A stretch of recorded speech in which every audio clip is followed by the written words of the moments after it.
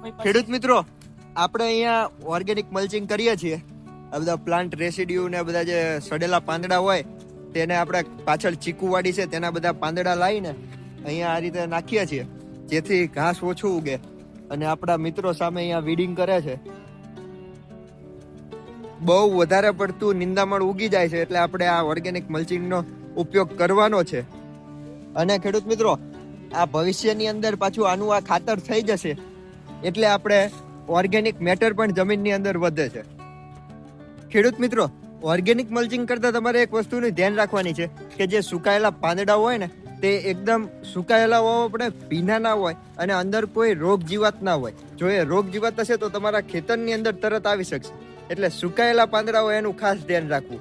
નહીં તો પછી આપણે જે પરાળ હોય છે તેનાથી પણ આપણે કરી શકીએ છીએ, પરંતુ આપણી પાસે પરાળ હાજર નથી, એટલે આપણે સૂકા પાંદડાથી પાછળ જોઈ શકો છો મલ્ચિંગ કરેલ છે.